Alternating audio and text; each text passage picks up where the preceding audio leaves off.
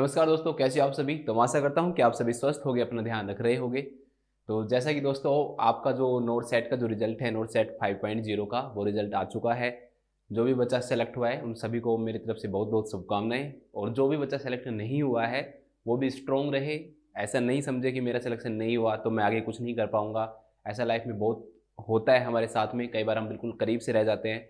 जो बच्चे करीब से रह गए हैं बिल्कुल अपनी जो प्रिपरेशन है उसको कंटिन्यू रखें, और जो थ्योड़ा सा दूर हैं तो वो अपनी जो वीकनेस है दोस्तों उसको पहचाने कि क्या रीज़न था, क्या कारण था कि मैं इतनी दूर रह गया। तो मतलब मुझे जो अपनी जो थ्योरी है उसको और अच्छा करने की क्या है ज़रूरत है। मैं ये अपनी तरफ से, अगर मैं एक स्टूडेंट होता और अगर मेरे मार्क्स अगर दोस्तों कम आते एग्जाम में और मैं बहुत दूर होता, मुझे ऐसा लगता है कि जैसे मेरा जो सिलेक्शन है उससे मैं बहुत ज़्यादा दूर हूँ।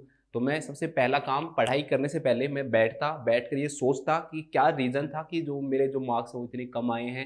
क्यों मैं बिल्कुल करीब नहीं पहुँच पाया, क्यों मेरे मार्क्स इतने कम है। तो दोस्तों ये समझो, आप अपनी वीकनेस समझो, बैठो आप अपने जो क्वेश्चंस आए हैं, जो कि हमने जो वीडियो है वो भी डाल रखी है, उससे आप अपना इवैल्यूएशन करो और ये समझो कि कौन-कौन से ऐसे सब्जेक्ट हैं जिनमें मैं वीक हूँ। उनको बैठ के पॉइंट बनाओ कि भाई मेरे को ये सब्जेक्ट दोबारा से पढ़ने की ज़रूरत है।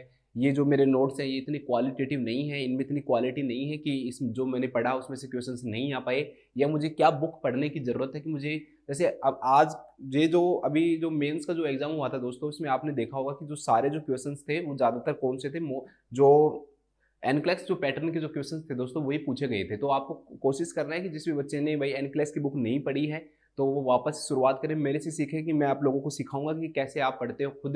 जैसे मैं आप लोगों को समझाता हूँ तो ऐसे ही आप खुद भी पढ़ो। आप ज़्यादा भी अगर एनक्लेक्स नहीं पढ़ सकते हो दोस्तों तो मैं आपको बस दो ही चीज़ें सजेस्ट करूंगा एनक्लेक्स पढ़ने के लिए, कि एक तो आप सोंडर्स जो है ना उसकी थ्योरी को पढ़ो। सोंडर्स की जो थ्योरी है वो बहुत इंपॉर्टेंट है। मैं थोड़ा सा टाइम लूंगा आज, कुछ बच्चों को मोटिवेशन की बहुत ज़्यादा ज़रूरत है। तो आप एनक्लेक्स में दो एक चीज कर लो दोस्तों, सबसे पहला काम आपको पढ़नी है एनक्लेक्स में सोंडर्स। सोंडर्स जो है उसे सोंडर्स में आपको थ्योरी पढ़नी है, थ्योरी। सोंडर्स के अंदर आपको थ्योरी जो है सोंडर्स की वहां से पढ़नी है। अब आप कहोगे सर एमसीक्यूज नहीं करने क्या, तो एमसीक्यू ज्यादा है ही नहीं सोंडर्स में। तो सोंडर्स के जो एमसीक्यूज हैं वो बहुत कम अमाउंट में है हर यूनिट के साथ में, तो जो थोड़े बहुत जो एमसीक्यूज दे रखे हैं वो आप कर लो। लेकिन उन एमसीक्यूज को करने से आप अपना जो पूरा जो सिस्टम है ना वो क्लियर नहीं कर पाओगे। एग्जाम्पल के लिए आप कोई भी यूनिट मान लो या कोई भी सिस्टम मान लो। जैसे मान लो अभी हम पढ़ रहे हैं नर्वस सिस्टम पढ़ रहे हैं, वैसे तो इसमें बहुत सारे सिस्टम दे रखे हैं, न्यूरोमस्कुलोस्केलेटन है, ईएनटी भी है इसमें, ठीक है। इसके अलावा इसके अंदर जो आइज है वो भी दे रखा है। तो लेकिन उसमें क्या कमी है, सोंडर्स में कोई कमी नहीं है, बहुत अच्छी किताब है।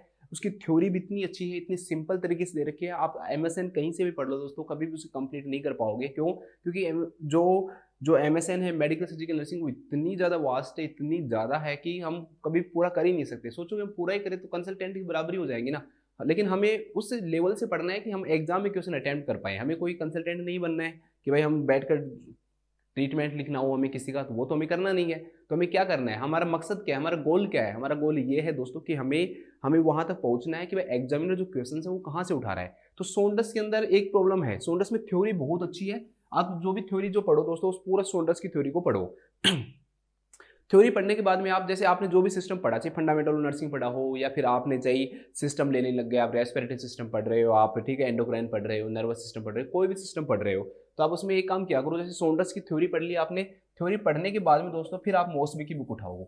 और मॉसबी की जो बुक है उसमें ज़्यादा थ्योरी पढ़ने की जरूरत नहीं है मॉसबी में, क्योंकि सोंडर्स की जो थ्योरी है वो बहुत इनफ है आपके लिए। लेकिन मॉसबी के जो क्वेश्चंस जो है ना वो बहुत अच्छी क्वालिटी के क्वेश्चंस दे रखे हैं। और दूसरा उनकी उनकी जो क्वांटिटी, उनके जो नंबर हैं कि कितने सारे क्वेश्चंस दे रखे हैं। जैसे आप मान लो एंडोक्राइन पढ़ने बैठोगे तो आपको इतने सारे क्वेश्चंस मिलेंगे कि आपको हर एक एंगल से वो आपको खोल देगा। कोई भी डिजीज आएगी उसके बारे में कहीं ना कहीं से क्वेश्चन उसमें होगा, हर डिजीज के बारे में। डायबिटीज मेलाइटस जो चीज इंपॉर्टेंट है ना उसमें क्वेश्चन ज्यादा दे रखे हैं। जैसे देखो अभी हमने ये पढ़ रहे हैं न्यूरोमस्कुलर सिस्टम पढ़ रहे हैं हमने ये सिस्टम पढ़ा। इस सिस्टम में आप देखो अभी आप जैसे इंट्राक्रेनियल प्रेशर है वो एग्जाम के पॉइंट ऑफ व्यू से बहुत इंपॉर्टेंट है। कितने सारे क्वेश्चंस इसमें दे रखे हैं जो इंट्राक्रेनियल प्रेशर से रिलेटेड है। ऐसे ही दोस्तों जो सेरिब्रोवेस्कुलर जो एक्सीडेंट है जिसके क्वेश्चन हमने कल भी पढ़े थे, पर आज की भी हमारी पूरी क्लास उसी के ऊपर डिपेंड रहेगी, तो वो बहुत इंपॉर्टेंट है एग्जाम के पॉइंट ऑफ व्यू से। तो इन्होंने भी उसके क्वेश्चंस कितने ज्यादा दे रखे हैं। तो इस तरीके से मुझे मौसमी जो है ना वो बहुत अच्छी लगती है कि आप मौसमी के जो क्वेश्चंस है ना दोस्तों वो थ्योरी के साथ जरूर करो। तो सोंडर्स की जो थ्योरी है वो तो आपको पढ़नी पड़ेगी, साथ में जो मौसमी के जो क्वेश्चंस है अगर आप वो कर लोगे तो आपका जो सिस्टम है वो लगभग लगभग क्लियर हो जाएगा और आप कोई भी चीज नहीं छोड़ोगे। अब ऐसे पढ़ने में तो आप कोई लिमिट नहीं होती है। कोई कहते हैं बच्चा सर मैं लिपिन कोट भी पढ़ूं क्या, मैं ये भी पढ़ूं क्या, मैं वो भी पढ़ूं क्या, तो ऐसे तो आप चाहे कुछ भी पढ़ लो। पढ़ते रहोगे, सिर्फ पढ़ना ही नहीं है हमारा मकसद ये है कि हम सिलेक्शन लें। अब दोस्तों मेरा क्या मानना है, मेरा ये मानना है कि आप 10 बुक पढ़ने से अच्छा है कि एक बुक को 10 बार पढ़ो। कि आप 10 बुक पढ़ रहे हो और वो आपको क्लियर एक भी बुक नहीं है, इससे अच्छा ये है कि दोस्तों आप एक ही बुक पढ़ लो, लेकिन उस एक बुक को कम से कम 10 बार पढ़ो कि आपको इतनी अच्छी तरीके से वो रिवाइज हो जाए कि आपको ये कहो कि हाँ इस बुक में से कहीं भी कुछ भी चीज मुझे आप पूछ सकते हो। तो उस तरीके से मैं कह रहा हूँ कि आपको बहुत ज्यादा भागने की जरूरत नहीं है, बहुत ज्यादा ऐसा नहीं है कि आप कुछ कुछ पढ़ रहे हो और समझ में कुछ आ नहीं रहा, रिवाइज हो नहीं पा रही है चीजें। तो पहली चीज आपको ध्यान देना है कि भाई आप थ्योरी करो, सोंडा से पढ़ो, उसके बाद मोस्टली जो क्वेश्चन हैं दोस्तों वो सोल्व करो। इसके साथ में आप एक किताब और ले सकते हो, क्या तो आप टीएनसी की जो प्रीवियस ईयर के जो क्वेश्चन है ना वो ले लो। आप प्रीवियस ईयर के जो क्वेश्चन है वो ले लो। सर ने सस्ता भी बहुत कर रखा है, ये आपके ऊपर वैसे भी पैसे बजट नहीं डालेगा ज्यादा आपके ऊपर, 100-150 रुपए में कर रखा है सर ने, तो 100-150 रुपए कोई ज्यादा नहीं होते, इसमें आपको 100 पेपर मिल जाते हैं। तो उससे क्या होगा कि आपको वो क्लियर हो जाएंगे। अगर आप वो नहीं लेना चाहते हो तो आपको मैं एक अच्छी एडवाइस देता हूँ, आप पीआर यादव की बुक खरीद लो। पीआर यादव की बुक खरीदने का सबसे अच्छा फायदा क्या होगा दोस्तों कि पीआर यादव में जो भी क्वेश्चंस दे रखे हैं ना प्रीवियस ईयर के जो भी क्वेश्चंस दे रखे हैं वो टॉपिक वाइज दे रखे हैं। अब उसमें क्या फायदा होगा, आपको कैसे पढ़ना है वो मैं समझाता हूँ आपको। कि जैसे आपने सबसे पहले दोस्तों, जैसे आपने मान लो नर्वस सिस्टम उठाया, अब मैं आपको कह रहा हूँ कि नर्वस सिस्टम इतना बड़ा है कि आप कोई भी बुक में पढ़ोगे ना वो छोटा ही पड़ेगा, तो आपको ज्यादा भागने की जरूरत नहीं है, इतना डिटेल में पढ़ने की जरूरत नहीं है कि आप एक सिस्टम के पीछे लग गए और आपका सिलेबस पूरा होने में नहीं आ रहा। तो इसके लिए आप क्या करोगे, सबसे पहले मैंने जैसे आपको अभी बताया वैसे ही आप सोंडस की बुक को उठा लो। सोंडस के आप एमसीक्यू जो सोंडस की जो थ्योरी है उसको पढ़ो। सोंडस की थ्योरी पढ़ ली, इसके बाद में नेक्स्ट आप जाओगे किसके ऊपर दोस्तों, मॉसबी के ऊपर जाओगे। ठीक है, इसमें एमसीक्यूज भी पढ़ सकते हो, थ्योरी प्लस एमसीक्यू ज्यादा है ही नहीं, 20-30 एमसीक्यूज दे रखे हैं, तो उससे कुछ ज्यादा फर्क नहीं पड़ेगा और ज्यादा टाइम भी नहीं लगेगा आपका, है ना। इसके बाद में दोस्तों फिर आप मॉसबी की बुक उठाओ। दूसरा जो स्टेप है आपका वो किस पे जाना है, आपको मॉसबी पे जाना है। मॉसबी पे जाने के बाद में इसके जितने भी जो एमसीक्यूज हैं, जो भी सिस्टम आपने पढ़ा है, जैसे आपने नर्वस सिस्टम पढ़ा तो नर्वस सिस्टम की जो थ्योरी है एमसीक्यू पढ़ने के बाद आप मॉसबी के जितने भी नर्वस सिस्टम के जो एमसीक्यूज है ना उनको निकालना स्टार्ट कर दो। फिर आपका जब पूरा क्लियर हो जाए तो मैं आपको फिर भी बता रहा हूँ आपको, आप खुद से पढ़ोगे।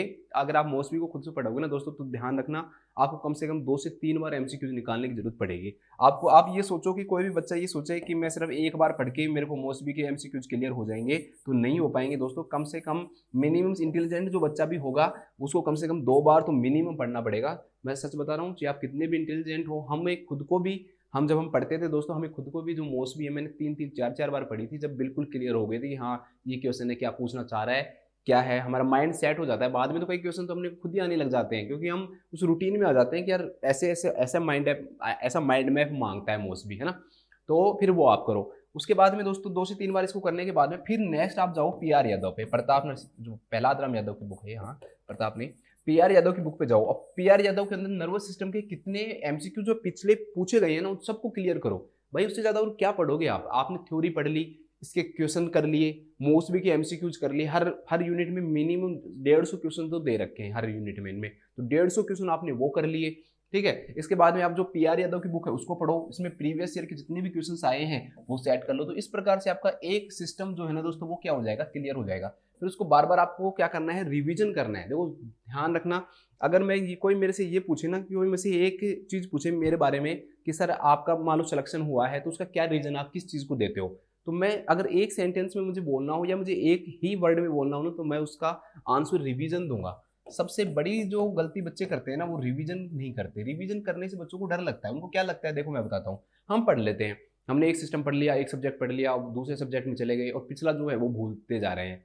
अब हमारा माइंड क्या कहता है, हमारा माइंड ये कहता है हमें यार नहीं पिछला नहीं, अभी हमें सिलेबस को पूरा करना है, आगे का पढ़ना है। और हमारा माइंड है ना डरपोक होता है, हमारा माइंड डरता है। वो क्या कहता है कि यार अगर पिछला बैठ गए पढ़ने और रिवाइज करने और याद नहीं आया ना तो हमारा जो कॉन्फिडेंस है वो गिर जाएगा। भाई कॉन्फिडेंस गिर रहा है, गिरने दो।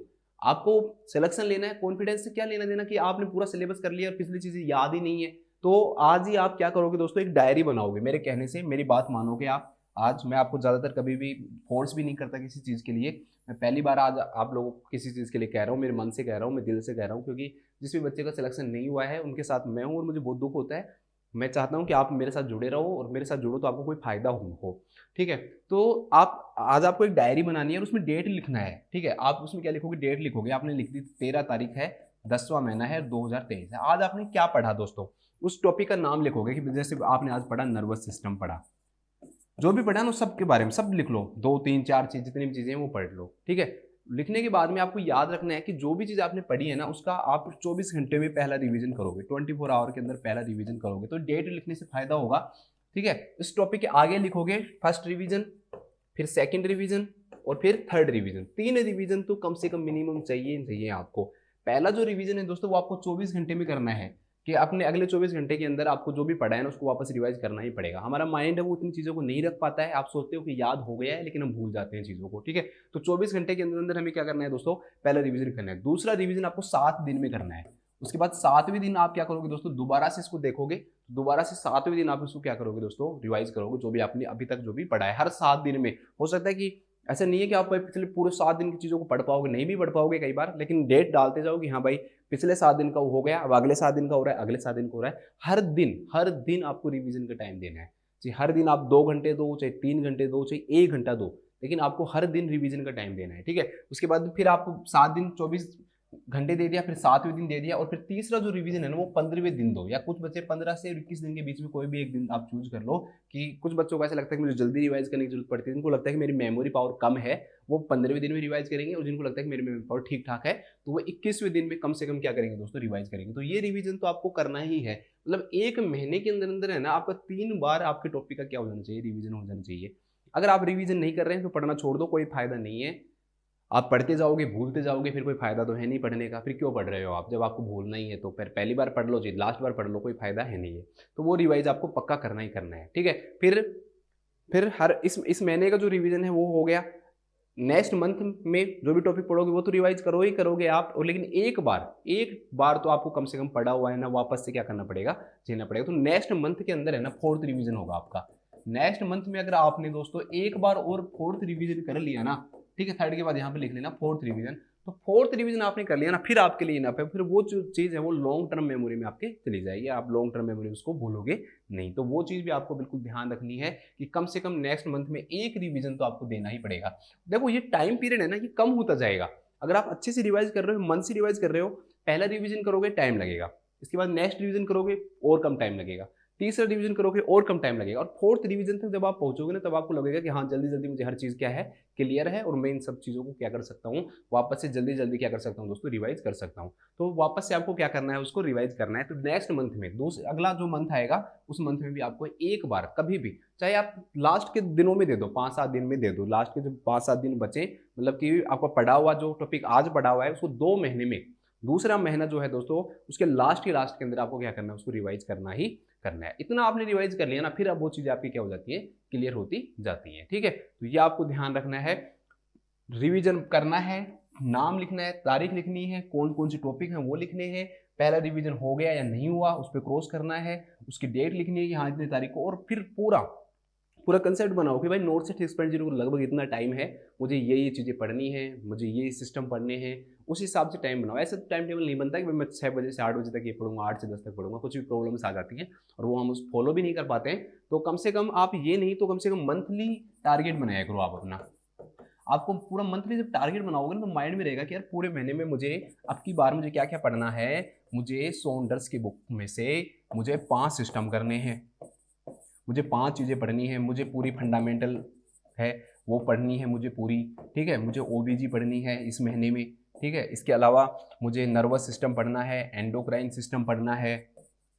तो ऐसे टारगेट बनाया करो आप, ठीक है, मुझे पीरियड्स की कम से कम 2 यूनिट करनी है, 2 यूनिट तो कम से कम पढ़नी है। तो ये टारगेट मैं पूरा कर पाऊंगा या नहीं कर पाऊंगा, तो आपके ऊपर क्या रहेगा, मेंटली प्रेशर रहेगा कि हाँ मुझे ये चीज़ें पढ़नी है। ठीक है, तो इस प्रकार से आप अपनी स्टडी करो, कंटिन्यू करो, जो चीज़ पढ़ना है वो मैंने आपको बताया, कोई भी टॉपिक क्लियर करना है 3 चीज़ों पे डटे रहो। सबसे पहले सोंडस पढ़ो, उसके एमसीक्यूज करो, फिर मॉसपी पे जाओ, फिर पीआर यादव पे जाओ। तो इस प्रकार से वो जो टॉपिक है वो आपका क्या हो जाएगा, क्लियर हो जाएगा। प्रीवियस ईयर के क्वेश्चंस जो है वो आपके माइंड में डालेंगे भाई कैसे क्वेश्चंस एग्जामिनर पूछता है, क्या चीज़ें पूछता है वो, तो वो जो टॉपिक है ना वो आपके बिल्कुल क्लियर हो जाएगा माइंड में कि हाँ यहाँ से क्वेश्चन आया हुआ है, ये आया हुआ है। आपके जो भी नोट्स है ना उसमें जो पीआर यादव में से जो क्वेश्चन आए हुए हैं उसको हाईलाइट करो, जो नहीं लिखा हुआ उसको पेन से लिखो एक लाइन में। पूरा क्वेश्चन लिखने की जरूरत नहीं है कि क्वेश्चन में 4 ऑप्शन लिख दिए, सिर्फ एक लाइन में कि भाई ये चीज़ है, ये चीज़ पूछा गया है, ये चीज़ पूछा गया है, तो वो भी ऐड करते जाओ। इससे आपके जो नोट्स होंगे ना वो और क्वालिटेटिव बनेंगे वो। ठीक है, तो चलो फिर कभी हम इस बारे में और बात करेंगे। हम शुरुआत करते हैं।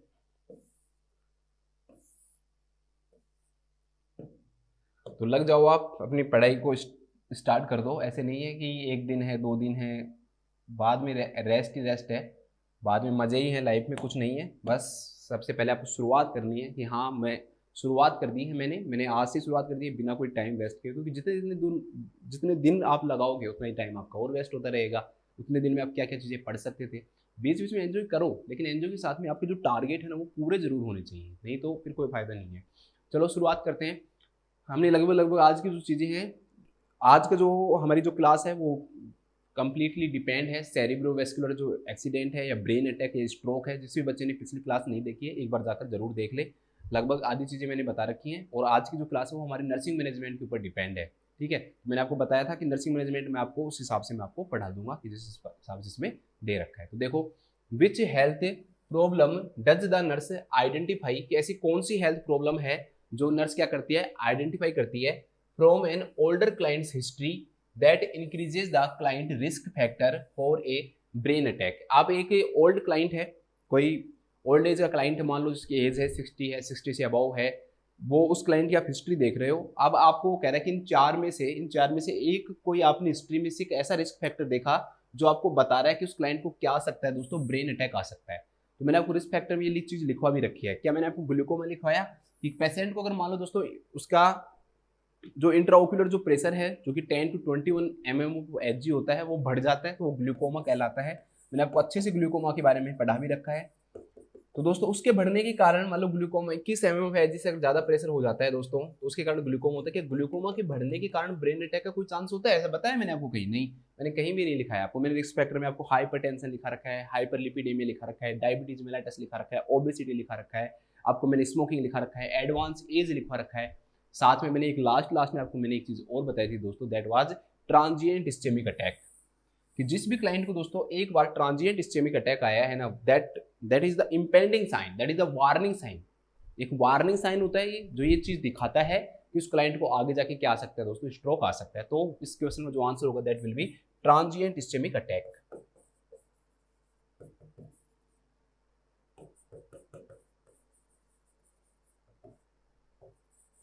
ट्रांजिएंट जो इस्चेमिक जो अटैक है दोस्तों क्या है, मैंने आपको कल भी बताया था, आज मैं दोबारा से एक बार बता देता हूं। ये टेम्पररी सेरिब्रल डिसफंक्शन है, उस समय के लिए जो हमारे जो ब्रेन की जो फंक्शंस हैं वो डिसफंक्शन हो जाते हैं, नॉर्मल नहीं रह पाते हैं, तो उसे हम किस नाम जानते हैं, ट्रांजिएंट इस्चेमिक अटैक के नाम से जानते हैं। तो मैंने आपको बताया भी था कि ट्रांजिएंट इस्चेमिक अटैक क्या होता है कि कुछ मिनट से लेकर और 24 आवर्स तक, कुछ मिनट से लेकर और 24 आवर्स तक क्या होता है दोस्तों, ऑक्सीजन जो सप्लाई है वो क्या हो जाती है, कम हो जाती है। ऑक्सीजन सप्लाई क्या हो जाती है, डिक्रीज हो जाती है। और इस ऑक्सीजन सप्लाई के डिक्रीज होने के कारण जो है कुछ समय के लिए, मतलब कुछ मिनटों से कुछ घंटों के लिए जो सेरिब्रल जो फंक्शंस हैं वो क्या हो जाते हैं, इंपेयर्ड हो जाते हैं, ठीक है, एबनॉर्मल हो जाते हैं। लेकिन इसमें क्या नहीं होता दोस्तों, मैंने आपको बताया था कि डिस्ट्रैक्शन ऑफ ब्रेन टिश्यूज नहीं होता। No distraction of brain tissues मतलब नेक्रोसिस नहीं होता, कुछ अमाउंट में ऑक्सीजन मिलती है। ऐसे नहीं कि मैं बिल्कुल ही बंद हो गई, एकदम बंद नहीं होती है, जो कि इस्चेमिक अटैक में होता है, या फिर हम कहें कि आपका जो स्ट्रोक है उसमें होता है।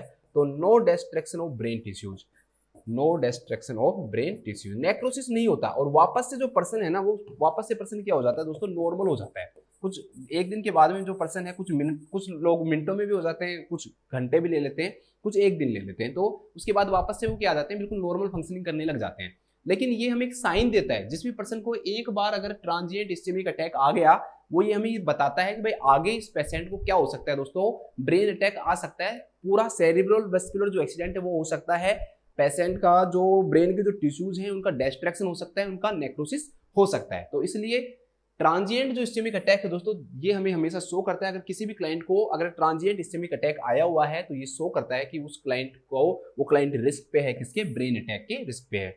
हाइपोथायरॉयडिज्म, चाहे हाइपो चाहे हाइपरथायरॉयडिज्म हो, इससे कोई फर्क नहीं पड़ता, कोई भी हार्मोनल ऐसा डिसऑर्डर नहीं था, डायबिटीज मेलाइटस को छोड़ के, जिसके कारण कोई क्या होता हो दोस्तों, कोई भी मतलब कि इस्चेमिक जो अटैक है या स्ट्रोक जो है दोस्तों, उसका कोई भी रिस्क रहता हो। तो स्ट्रोक का कोई रिस्क नहीं रहता।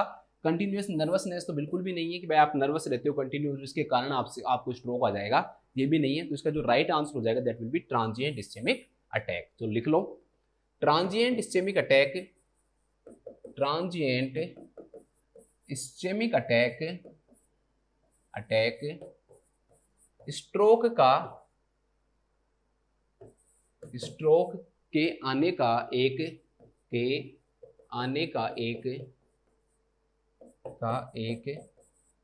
अलार्मिंग साइन होता है, अलार्मिंग साइन होता है, मतलब अलार्म देता है ये, भाई आपको आ सकता है, ये ध्यान रखो अपना, ठीक है, आपके अंदर कोई ना कोई प्रॉब्लम है जिसके कारण आपको वापस से क्या आ सकता है दोस्तों, इस जो स्ट्रोक है आ सकता है, ठीक है।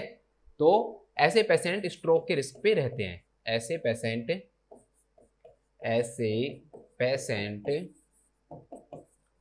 स्ट्रोक के रिस्क पे होते हैं, ऐसे पेशेंट स्ट्रोक के रिस्क पर होते हैं। नेक्स्ट क्वेश्चन देखते हैं। नेक्स्ट क्वेश्चन थोड़ा सा अच्छा क्वेश्चन है। Which clinical indicator is the nurse most likely to identify, मतलब इन सब में से कौन सा ऐसा क्लिनिकल इंडिकेटर है, कौन सा ऐसा सिम्टम है, कौन सा ऐसा साइन है जो ये दिखाता है मोस्ट लाइकली टू आइडेंटिफाई, जो कि नर्स आइडेंटिफाई करती है मोस्टली, किसमें, when assessing a client with raptured cerebral aneurysm, कि जिस क्लाइंट के अंदर दोस्तों जो वेसल्स, सेरिब्रल जो वेसल्स हैं जो सप्लाई करती हैं, उनके अंदर क्या हो जाता है, डायलेशन हो जाता है, और डायलेशन होने के बाद में ये क्या हो जाती है, वीक हो जाती है। क्यों, जैसे गुब्बारे को आप खींचोगे ना तो खींचो से पतला होता जाता है, और ज्यादा खींच दोगे तो फिर वो टूट जाएगा, ठीक है, रबड़ को आप खींचोगे तो टूट जाएगा। ऐसे ही क्या वेसल्स क्या होंगी, पहले डायलेट होंगी, और डायलेट होने के बाद में ये वेसल्स क्या हो जाती है दोस्तों, रैप्चर हो जाती है। तो ये पूछ रहा है कि भाई रैप्चर होने के बाद में ये सेरिब्रल एन्यूरिज्म है, वो रैप्चर होने के बाद इनमें से कौन सा साइन दिखाई देता है। तो एक्चुअली में जब सेरिब्रल एन्यूरिज्म होगा और ये वेसल्स रैप्चर होंगी दोस्तों, तो ब्लड कलेक्ट होगा, और कभी भी हम जानते हैं दोस्तों कि ये जो क्रेनियल कैविटी है, जो स्कल है, इसके अंदर चाहे सीएसएफ का मान बढ़े, चाहे सीएसएफ इंक्रीज हो, या फिर चाहे ब्लड इंक्रीज हो, या फिर ब्रेन जो टिश्यूज उनके अंदर ट्यूमर हो, या उनकी साइज इंक्रीज हो जाए, या उनके अंदर एडिमा हो जाए, ये सारी चीजें क्या कॉज करवाती हैं दोस्तों, इंट्राक्रेनियल जो प्रेशर है उसको क्या करती है, बढ़ाती हैं। तो इसके कारण क्या होगा दोस्तों, जब रैप्चर्ड सेरिब्रल एन्यूरिज्म होगा तो उस पेशेंट का इंट्राक्रेनियल जो प्रेशर है दोस्तों वो क्या होगा, इंक्रीज होगा। अब इंट्राक्रेनियल प्रेशर इंक्रीज होगा तो इंट्राक्रेनियल प्रेशर के इंक्रीज होने के क्या आएंगे, साइंस आएंगे। अब मैंने आपको इंट्राक्रेनियल प्रेशर के इंक्रीज होने के सारे साइन करा रखे हैं कि भाई आईसीपी के इंक्रीज होने के कारण क्या क्या साइन आते हैं। तो एक तो मैंने आपको क्या लिखा रखा था, टीपीआर बीपी लिखा रखा था, रट लो उसको वापस से देखो, बीपी इंक्रीज होता है, टेम्परेचर इंक्रीज होता है, बीच के दोनों क्या होते हैं, कम होते हैं, लास्ट के दोनों क्या होते हैं, इंक्रीज होते हैं। बीपी में मैंने आपको लिखाया था कि सिस्टोलिक जो बीपी है ना वही बढ़ता है ना कि डायस्टोलिक। सिस्टोलिक बीपी क्या होता है दोस्तों, इंक्रीज होता है, तो ये मैंने आपको अच्छे से करवा रखा है, ठीक है। पल्स जो होती है वो डिक्रीज तो होती है लेकिन फिर भी फुल एंड बाउंडिंग होती है, ये भी ध्यान रखना, क्योंकि ये क्वेश्चन हमारा इससे भी रिलेटेड आया था, पल्स से रिलेटेड भी आया था, ठीक है। इसके बाद में हमने क्या देखा था दोस्तों, इसके बाद मैंने आपको साइन लिखाया था कि आईसीपी के इंक्रीज होने के कारण कई बार क्या होता है कि प्रेशर पड़ता है, ठीक है, ब्रेन के टिश्यूज पे क्या पड़ता है, प्रेशर पड़ता है एकदम से। आईसीपी जब इंक्रीज होता है या फिर जो ब्लड है वो कलेक्ट होता है और वो प्रेशर जब इंक्रीज करवाता है तो उसके कारण पेशेंट को क्या होता है दोस्तों, हेडेक होता है, सीवियर हेडेक देखने को मिलता है पेशेंट के अंदर। पेशेंट के अंदर क्या देखने को मिलता है दोस्तों, सीवियर जो हेडेक है वो देखने को मिलता है, और प्रोजेक्टाइल वोमिटिंग भी देखने को मिलती है, प्रोजेक्टाइल वोमिटिंग ये भी देखने को मिलती है। और एक क्या देखने को मिलता है दोस्तों, अल्टर्ड लेवल ऑफ कॉन्शियसनेस, जो कि सबसे पहले यही साइन आता है, Altered level of consciousness, level of consciousness. तो ये साइन बस अब रट गए होंगे आपको, इतने सारे हमने क्वेश्चन कर लिए। क्वेश्चन करने का यही फायदा होता है कि ये हमारी लॉन्ग टर्म मेमोरी को बढ़ा देते हैं, ठीक है। अगर आप याद भी नहीं करोगे तो बार बार जब आ रहे हैं ना ये दिमाग में, तो आपके दिमाग में खुद घुस जाएगा कि हाँ हाँ सर ये चीजें हो रहा है और ये मुझे याद भी हो गया। अब देखो इसमें, अब इसमें हमें कौन सा साइन दिखाई दे रहा है, तो देखो ये दे रखा सडन सीवियर हेडेक। तो सडन सीवियर जो हेडेक है दोस्तों वो साइन दिखाता है कि भाई सेरिब्रल एन्यूरिज्म रैप्चर्ड हुआ होगा, जिसके कारण इंट्राक्रेनियल प्रेशर क्या हुआ होगा, इंक्रीज हुआ होगा, जिससे पेशेंट को प्रेशर पड़ा होगा, और प्रेशर पड़ने के कारण उसको सडन सीवियर क्या हुआ होगा दोस्तों, हेडेक हुआ होगा। तो उस पेशेंट को सडन सीवियर हेडेक होता है। अब बाकी के जो ऑप्शन है वो क्यों नहीं है इनके बारे में पढ़ते हैं। सबसे पहला दोस्तों ट्रांजिएंट जो टोनिक क्लोनिक जो सीजर्स है वो दे रखा है कि भाई टोनिक क्लोनिक सीजर्स आते हैं। Tonic clonic seizures directly aneurysm के कारण नहीं आते हैं कि भाई आईसीपी इंक्रीज हो गया उसके कारण सीजर आने लग गई। यहाँ पर कहीं भी उसने स्ट्रोक के बारे में नहीं लिख रखा है कि भाई उस पेशेंट को स्ट्रोक आ गया है। स्ट्रोक के कारण है ना सीजर आ सकते हैं, ये बात सही है कि स्ट्रोक के कारण सीजर आ सकते हैं, लेकिन वो कब आते हैं दोस्तों, सीजर क्या होते हैं, सीजर मतलब ये होते हैं कि जो हमारा ब्रेन है उसकी जो इलेक्ट्रिकल जो एक्टिविटी है ना वो क्या हो जाती है, इंक्रीज हो जाती है। तो जो ब्रेन की इलेक्ट्रिकल एक्टिविटी जो इंक्रीज हो रही है उसके कारण से जो बॉडी जो रेस्पॉन्स दिखाती है उसे हम किस नाम से जानते हैं, सीजर के नाम से जानते हैं। सीजर एक सिम्टम है, और सीजर अगर कई बार आए और कंटिन्यूस रूप से बने रहे दोस्तों किसी पर्सन की लाइफ में, तो फिर वो डिजीज कहलाती है, उसे हम एपिलेप्सी के नाम से जानते हैं। वो डिजीज क्या कहलाएगी, एपिलेप्सी कहलाएगी। लेकिन सीजर आते कब हैं? ऐसा माना जाता है दोस्तों कि जो ब्रेन के जो टिश्यूज है, नहीं हर पर्सन की बात नहीं कर रहा हूं मैं यहाँ पर बात कर रहा हूं कि अगर यहाँ पर सीजर आता तो क्या कब आता, जब आईसीपी इंक्रीज हो जाता, जो ब्लड सप्लाई वो रुक जाती, ब्लड सप्लाई क्योंकि रैप्चर्ड हुआ है तो ब्लड सप्लाई रुकेगी, ब्लड सप्लाई आगे रुकेगी, रुकने के कारण ब्रेन के जो टिश्यूज है उनमें नेक्रोसिस होगा, और नेक्रोसिस होने के बाद जैसे इस्चेमिया होगा और नेक्रोसिस होगा, तो उसके कारण से क्या आ सकते हैं दोस्तों, सीजर आ सकते हैं। तो ये एक लॉन्ग टर्म इफेक्ट है, डायरेक्टली हम नहीं बता सकते हैं कि किसी भी पेशेंट के अंदर रैप्चर्ड सेरेब्रल एन्यूरिज्म हो गया तो उसके कारण उसके अंदर टोनिक क्लोनिक सीजर आ सकते हैं। अब टोनिक क्लोनिक सीजर क्या होते हैं? जो सीजर जो होते हैं दोस्तों पूरे ब्रेन के अंदर अगर ऑर्गेनाइज्ड होते हैं तो उन्हें हम जनरलाइज्ड सीजर के नाम से जानते हैं। अब जनरलाइज्ड जो सीजर है वो भी कई प्रकार के सीजर्स होते हैं, तो उनमें से एक होता है टोनिक सीजर, एक होता है क्लोनिक सीजर, और एक होता है टोनिक क्लोनिक सीजर। ठीक है, और भी होते हैं, अटोनिक होता है, एक मायोक्लोनिक होता है, थोड़ा थोड़ा मैं आपको बताता हूँ इनके बारे में। जैसे दोस्तों कोई पूछे कि भाई सिर्फ टोनिक सीजर क्या होते हैं, किसी पेशेंट के अंदर मान लो टोनिक सीजर आ रहे हैं दोस्तों, तो टोनिक सीजर के अंदर क्या होगा दोस्तों कि जो पूरी जो बॉडी है ना, पूरी बॉडी के अंदर क्या हो जाएगा, एक्सटेंशन हो जाएगा, पूरी बॉडी ऐसे खिंच जाएगी एकदम से, मूवमेंट नहीं करेगी बॉडी के अंदर, कोई भी मूवमेंट नहीं होगा। तो ये फेज क्या कहलाती है, इस प्रकार के जो सीजर है दोस्तों क्या कहलाते हैं, टोनिक सीजर कहलाते हैं। और क्लोनिक जो सीजर है ना दोस्तों, क्लोनिक सीजर के अंदर कॉन्ट्रैक्शन होने लग जाएगा, जितने भी जो मसल्स है ना दोस्तों उनके अंदर क्या होने लग जाएगा, कॉन्ट्रैक्शन। एक तो आपको शरीर खिंच जाए पूरा एकदम, तो वो तो क्या कहलाएगी, ये कंडीशन कहलाएगी टोनिक। और खिंचने के बाद में आप जोर जोर से दोस्तों आपकी मसल्स जो है उनमें कॉन्ट्रैक्शन होने लग जाए और आप हिलने लग जाते हो। ठीक है, आपने सीजर के पेशेंट देखे जोर जोर से हिलने लग जाते हैं, पूरी बॉडी जो उनकी मूवमेंट करने लग जाती है, उस दौरान टंग बाइट भी हो जाती है।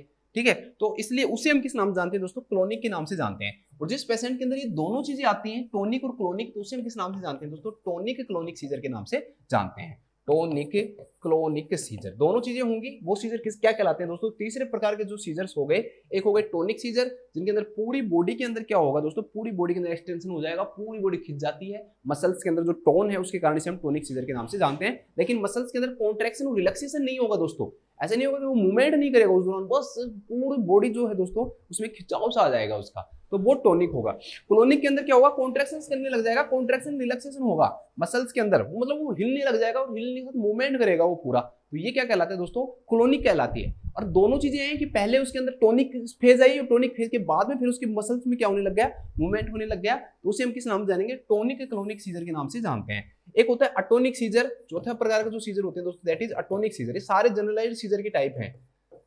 एक होता है दोस्तों अटोनिक सीजर, अटोनिक सीजर के अंदर क्या होगा दोस्तों, एकदम से उसकी जो कोई एक मसल्स जो बॉडी की मसल्स है ना दोस्तों, एकदम से वो क्या हो जाएगी, ड्रॉपिंग होगा, जैसे एकदम से बैठा रहेगा, हेड एकदम से गिर गया, ऐसे में पेशेंट की डेथ भी होने के चांसेस रहते हैं। ठीक है, यहाँ की मसल्स दोस्तों ने काम करना बंद कर दिया और एकदम से ड्रॉप हो जाए, पेशेंट बैठे बैठे जैसे लुढ़क जाए, उसकी गर्दन है दोस्तों वो बिल्कुल नीचे मतलब कि खिंच जाए एकदम से, और यहाँ पर उसको जो जो जो कंट्रोल है वो क्या हो जाए दोस्तों, खत्म हो जाए, तो उसे हम किस नाम से जाने दोस्तों, अटोनिक सीजर के नाम से जानते हैं। एक होता है मायोक्लोनिक सीजर।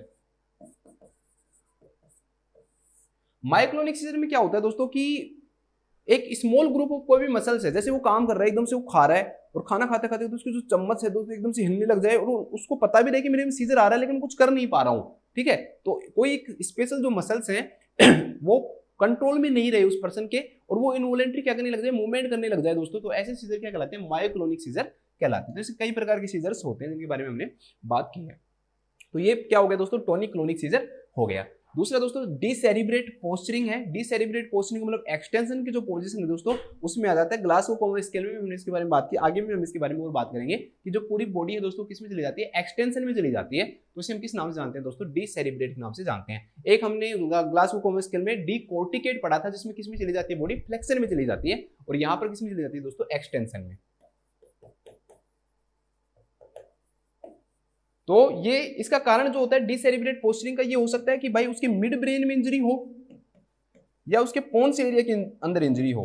मिड ब्रेन या पोन्स के अंदर अगर दोस्तों इंजरी हो रही है ना तो उसके कारण क्या हो सकता है, डिसेरिब्रेट पोस्चरिंग आ सकती है। डायरेक्टली रैप्चर्ड सेरेब्रल एन्यूरिज्म के कारण ये डिसेरिब्रेट जो पोस्चरिंग है वो नहीं बनती है। तो इसका कारण क्या होता है, मिड ब्रेन या पोन्स के अंदर अगर इंजरी हो रही है उसके ब्रेन में अगर मिड ब्रेन या पोन्स में इंजरी हो जाती है दोस्तों तो उसके कारण पेशेंट को क्या आ सकता है, डिसेरिब्रेट पोस्चरिंग। सीजर आने का कारण क्या बताया मैंने आपको कि ये मतलब सेरेब्रल एन्यूरिज्म वाले क्लाइंट में, हर क्लाइंट के बारे में नहीं कर, इलेक्ट्रिकल एक्टिविटीज और किसी रीजन से भी बढ़ सकती हैं, मैं यहाँ पर ये नहीं कह रहा सिर्फ इस्चेमिया की कहानी बनती है हर जिस भी पेशेंट में सीजर आया आप कह दोगे आपके जो ब्रेन है उसकी टिश्यूज डिस्ट्रैक्ट होने लग गई, ऐसा नहीं है। लेकिन हम अगर सीवीए की बात करें तो वहां पर सीजर आने के कारण क्या होते हैं कि जो इस्चेमिया होने लग जाता है और जब टिश्यूज की डिस्ट्रैक्शन स्टार्ट होता है ना तब इलेक्ट्रिकल एक्टिविटी और ज्यादा बढ़ जाती है, तो उसके कारण सीजर आते हैं। ठीक है, डिसेरेब्रेट पोस्चरिंग का क्या रीजन बताया, मिड ब्रेन में जो पोन्स है दोस्तों उनके अंदर अगर इंजरी हो जाती है तो उसके कारण आ सकता है, तो यहाँ पर ऐसा कुछ हमें डायरेक्टली दे नहीं रखा।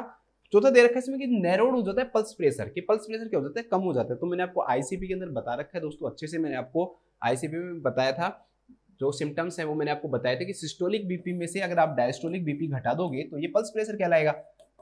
तो सिस्टोलिक बीपी क्या होता है दोस्तों, इंक्रीज होता है, इसके कारण से पल्स प्रेशर भी क्या होगा, इंक्रीज होगा। तो वाइडनिंग ऑफ पल्स प्रेशर होती है, वाइडनिंग होती है, नैरोइंग नहीं होती है। वाइडनिंग ऑफ पल्स जो प्रेशर है दोस्तों वो दिखाई देता है, न कि नैरोइंग, कम नहीं होता है। ठीक है, आपको मैंने एग्जांपल बताया भी था कि जैसे मान लो सिस्टोलिक बीपी 120 है और डायस्टोलिक 80 है नॉर्मल पर्सन में, तो जो पल्स प्रेशर है वो कितना हो गया दोस्तों, 40 हो गया। लेकिन अगर मान लो सिर्फ उसका सिस्टोलिक बढ़ेगा और डायस्टोलिक नहीं बढ़े, मान लो सिस्टोलिक 120 से 160 हो जाए और डायस्टोलिक 80 रहे दोस्तों, तो ये कितना हो गया, 80 हो गया, तो ये बढ़ गए ना। तो इसलिए दोस्तों जो पल्स प्रेशर है वो क्या हो जाता है, इंक्रीज हो जाता है। पल्स प्रेशर क्या हो जाता है, इंक्रीज हो जाता है, न कि कम होता है। जबकि इसमें नैरोइंग दे रखा है, नैरोइंग का मतलब होता है कम होना।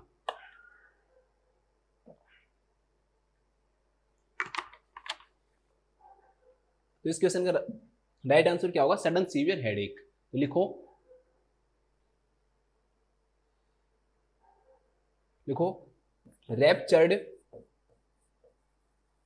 Cerebral aneurysm, raptured cerebral aneurysm के क्लाइंट में आईसीपी के इंक्रीज होने के कारण, आईसीपी के इंक्रीज होने के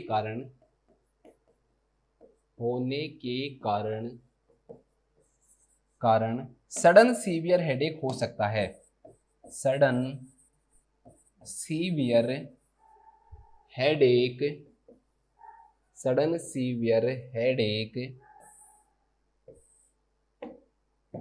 हो सकता है।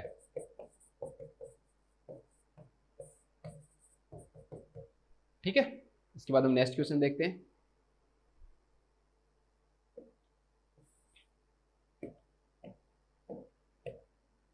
ये क्वेश्चन बहुत सिंपल है, मैंने आपको जो क्लिनिकल मैनिफेस्टेशन है उसमें लिखवा भी रखा है इसके बारे में। तो जब हमने सीवीए के क्लिनिकल मैनिफेस्टेशन पढ़े थे तो उसमें मैंने लास्ट क्लिनिकल मैनिफेस्टेशन में आपको लिखाया था ये, एक client with a brain attack, एक क्लाइंट है दोस्तों ब्रेन अटैक का, मतलब सेरेब्रोवास्कुलर एक्सीडेंट का, वो कोमाटोज हो गया है, कोमा में चला गया है वो। ठीक है, किसमें चला गया है, कोमा में चला गया है ऑन एडमिशन। ठीक है, जब उसका एडमिशन हुआ तो कोमा में है वो। Which clinical indicator is the nurse most likely to identify, कि ऐसा कौन सा क्लिनिकल मैनिफेस्टेशन है दोस्तों जो ऐसे पेशेंट के अंदर देखने को मिलेगा। हमने कई सारी चीजें पढ़ी थी इसके क्लिनिकल मैनिफेस्टेशन में, हमने शुरुआत की थी कहाँ से कि भाई जो क्लाइंट है क्या तो उसकी बॉडी हाफ जो साइड है बॉडी का उसमें वीकनेस होगी, हेमीप्रेसिस होगा या हेमीप्लेजिया होगा।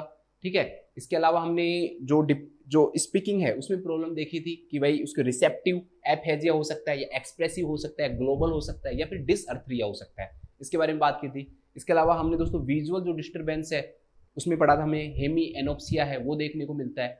इसके अलावा मैंने आपको बताया था कि जो रिफ्लेक्स है उसमें भी एबनॉर्मलिटीज हो सकती हैं। ठीक है, एक मैंने आपको क्या बताया था कि ऐसे जो पेशेंट जो होते हैं ना वो ब्लैडर और जो बाउल का जो कंट्रोल है ना वो खो देते हैं। मतलब हम यूरिन अभी पास क्यों नहीं कर रहे हैं, क्योंकि हमारे पास कंट्रोल है, हम यूरिन हमारे ब्लैडर पे कंट्रोल कर सकते हैं, हम उसकी मसल्स पे कंट्रोल कर सकते हैं। हम स्टूल पास क्यों नहीं कर रहे हैं, क्योंकि हम कंट्रोल कर सकते हैं। लेकिन वो जो कंट्रोल है दोस्तों वो ऐसे पेशेंट के अंदर क्या हो जाता है, चला जाता है, वो कंट्रोल नहीं कर पाते हैं, वो कभी भी यूरिन कर सकते हैं आपका, कभी भी वो स्टूल पास कर सकते हैं, तो वो कंट्रोल उनके अंदर चला जाता है दोस्तों, ऐसा जा सकता है उनके अंदर। ठीक है, तो ये वही कह रहा है भाई कोमाटोज पेशेंट है, अगर मान लो ब्रेन अटैक का आप ब्रेन अटैक नहीं भी दे रखा तो भी आपको कोमाटोज दे रखा है ना, तो भी उसका आंसर यही होता है। अगर ब्रेन अटैक भी नहीं होता कोमाटोज पेशेंट के अंदर क्या नहीं पाया जाता। तो दोस्तों ऐसा तो है नहीं कि वो पेशेंट भाई नॉर्मल है, बिल्कुल खड़ा होकर चल रहा है, कैसे कहेगा लाओ मैं स्टूल पास करके आऊंगा, मैं यूरिन पास करके आऊंगा। तो ऐसे पेशेंट का जो ब्लैडर और जो बाउल जो कंट्रोल है वो क्या हो जाता है दोस्तों, खत्म हो जाता है, इनकॉन्टिनेंस हो जाता है, उनको कभी भी वो यूरिन पास कर सकते हैं। ठीक है, या स्टूल पास कर सकते हैं वो। ठीक है, तो यहाँ पर बस यही पूछ रहे हैं कि भाई इनमें से कौन सा क्लिनिकल इंडिकेटर है जो नर्स आइडेंटिफाई करेगी कि भाई कोमाटोज पेशेंट के अंदर क्या होता है, प्रेजेंट होता है। पहला दे रखा है भाई उस पेशेंट के अंदर ट्विचिंग मोशंस होंगे। ट्विचिंग का मतलब क्या होता है दोस्तों, स्मॉल जो मसल्स होती है ना, छोटी जो मसल्स होती हैं आपकी, जैसे फिंगर्स की मसल हो गई हैं, ठीक है, तो ऐसी जो मसल्स इनके अंदर क्या होने लग जाता है दोस्तों, इनवॉलेंटरी कॉन्ट्रैक्शन होने लग जाए, तो उसे हम ट्विचिंग मोशन के नाम से जानते हैं, ट्विचिंग मूवमेंट के नाम से जानते हैं। तो ऐसा तो कुछ है नहीं भाई, कोमाटोज पेशेंट है तो उसके अंदर ट्विचिंग मूवमेंट्स प्रेजेंट होगा ही, हाँ हो सकता है कुछ पेशेंट में प्रेजेंट होता है, लेकिन हम इसे पहचानेंगे नहीं, क्योंकि ऐसा जरूरी नहीं होता कि सब पेशेंट में ऐसा हो। तो जो चीज सब में नहीं है वो हम सिम्टम में लेंगे नहीं इसमें, तो वो नहीं होगा। इसके बाद दे रखा है दोस्तों नेक्स्ट, ये तो सबसे ऐसा ऑप्शन है जो बिल्कुल हटा देना चाहिए यहाँ से, पर्पसफुल मोशन, मतलब जानबूझकर मूवमेंट करना। अगर भाई फिर वो कोमा में क्या है, जो पेशेंट जानबूझकर, मतलब आप जानबूझकर चाहते हो कि मैं चलूं, आप आगे चल रहे हो, आप पीछे आ रहे हो, आप ठीक है, आप हाथ को उठा रहे हो, नीचे कर रहे हो, अगर आप पर्पसफुल ही मूवमेंट कर सकते हो, जानबूझकर जो आपका माइंड चाह रहा है वही मूवमेंट कर सकते हो, तो फिर आप कोमाटोज कहां से आप कोमा में हुए। अगर कोमा में पर्सन है दोस्तों तो कभी भी वो पर्पसफुल मूवमेंट नहीं कर सकता है, ठीक है। सिंपल सी बात है कि कोई भी पर्पसफुल मूवमेंट, पर्पस मतलब खुद जानबूझकर जो मूवमेंट वो चाहे वही मैं कर दूं, तो फिर उस पेशेंट को हम कोमा में क्यों कहेंगे, वो तो नॉर्मल पर्सन हो गया ना, तो ये भी क्या हो जाएगा आपका, गलत हो जाएगा। नेक्स्ट दे रखा है दोस्तों अनरेस्पॉन्सिव टू पेन, कि भाई पेन से अनरेस्पॉन्सिव रहना। देखो कोमा में भी दो प्रकार के पेशेंट रहते हैं, कुछ पेशेंट ऐसे भी होते हैं दोस्तों जो कि पेन के प्रति क्या रहते हैं, रेस्पॉन्सिव होते हैं, ठीक है।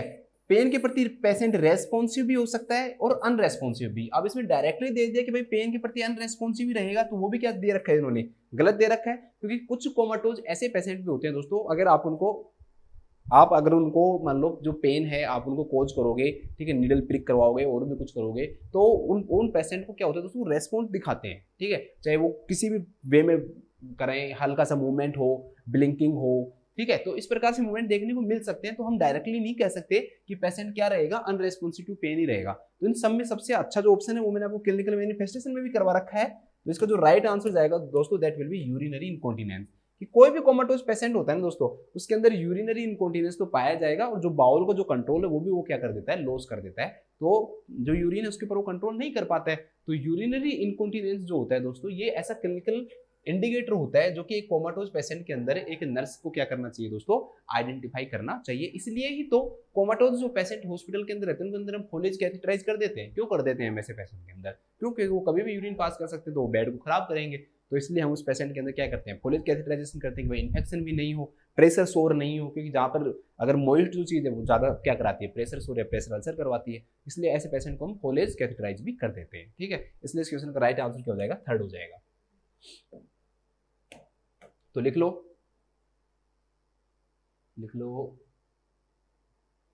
लिखो, ब्रेन अटैक के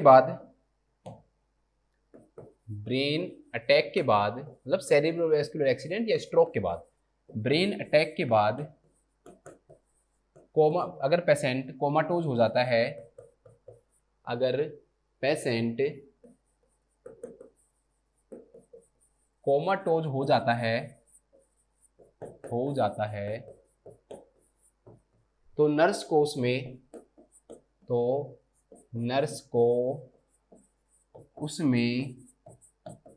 उसमें यूरिनरी इनकॉन्टिनेंस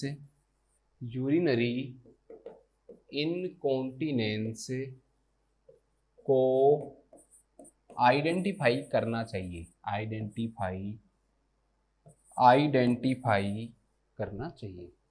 मतलब ये सिम्टम उसमें देखना चाहिए भाई उसको, कि वो पेशेंट यूरिनरी इनकॉन्टिनेंस करेगा, तो उसके लिए जो भी चीज़ की जरूरत है वो आप करोगे, ठीक है, तो ये ध्यान रखना। इसके बाद नेक्स्ट क्वेश्चन देखते हैं हम। बहुत अच्छा क्वेश्चन है ये क्वेश्चन पूछा जा सकता है एग्जाम में। ऐसा क्वेश्चन है बिल्कुल एक सेंटेंस का है, कुछ नहीं है, कोई ऐसी लैंग्वेज नहीं है कि भाई आप ये कहो कि भाई एनक्लेक्स का क्वेश्चन है, सिंपल सा क्वेश्चन है, एग्जाम में डायरेक्टली आ सकता है। क्वेश्चन दे रखा है दोस्तों कि इन विच पोजीशन, कैसी कौन सी पोजीशन है, should the nurse initially place a client who has experienced A brain attack. एक क्लाइंट है दोस्तों, उसको ब्रेन अटैक हो गया है, तो आप इन सब में से कौन सी पोजीशन दोगे उसको, ठीक है। तो सबसे पहला दे रखा है दोस्तों, इसके अंदर आप प्रोन पोजीशन दोगे, तो प्रोन पोजीशन वैसे भी प्रोवाइड नहीं की जाती है।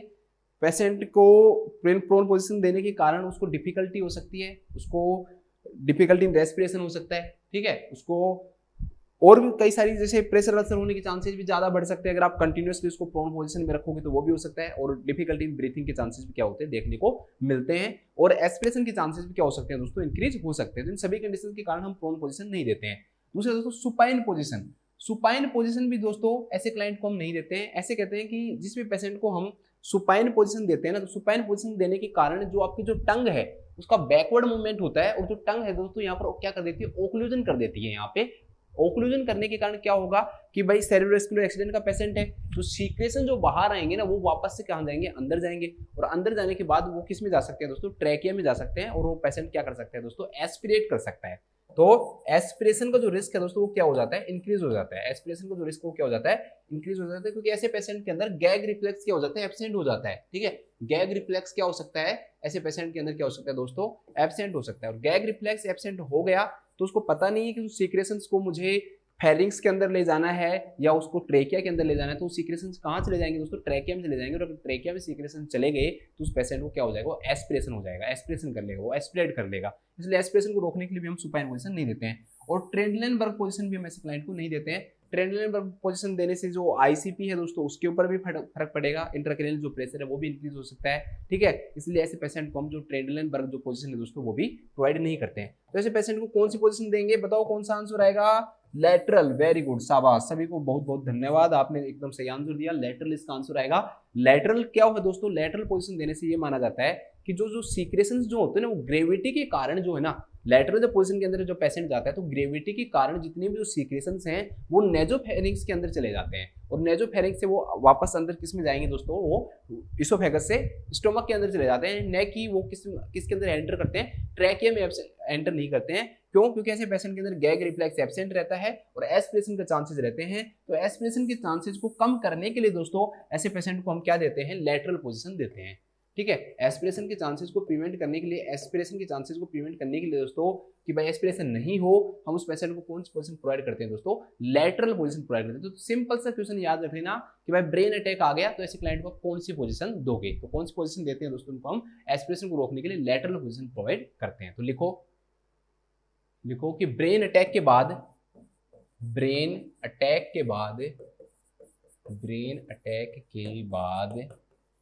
एस्पिरेशन को प्रिवेंट करने के लिए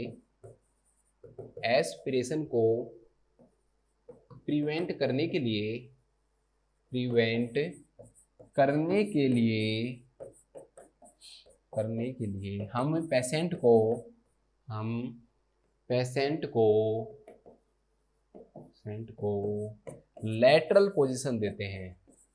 लेटरल पोजीशन देते हैं, नेक्स्ट क्वेश्चन बहुत सिंपल क्वेश्चन है ये, और थोड़ा सा मतलब बड़ा भी है। The family members of a client with the diagnosis of brain attack, एक पेशेंट है दोस्तों, उसको सीवियर अटैक आया है, उसके जो फैमिली मेंबर हैं वो क्लाइंट से मिले, पेशेंट से मिले, वो क्या कह रहे हैं, वो एक्सप्रेस कर रहे हैं कंसर्न, क्या प्रॉब्लम बता रहे हैं कि the client often becomes uncontrollably tearful. ठीक है, मतलब कि क्लाइंट एकदम से बहुत ज्यादा दुखी हो जाता है, रोने वाला सा हो जाता है, अनकंट्रोलेबल रूप से वो रोने वाला हो जाता है, टीयरफुल हो जाता है जब वो मिलने आते हैं during their visit. What should the nurse include in A response, तो नर्स को उन्हें क्या कहना चाहिए। तो दोस्तों एक्चुअली में क्या होता है कि जो ब्रेन ट्रॉमा होता है, सेरेब्रोवास्कुलर जो एक्सीडेंट होता है, तो जो हमारे ब्रेन की जो सेंटर्स हैं, जो लिम्बिक सिस्टम है या फ्रंटल जो एरिया है दोस्तों, उनके अंदर क्या हो गया, उनके अंदर अगर मतलब इस्केमिक स्ट्रोक आ गया है, वो जो ब्रेन टिश्यूज हैं वो क्या हो जाते हैं, इंजर्ड हो जाते हैं।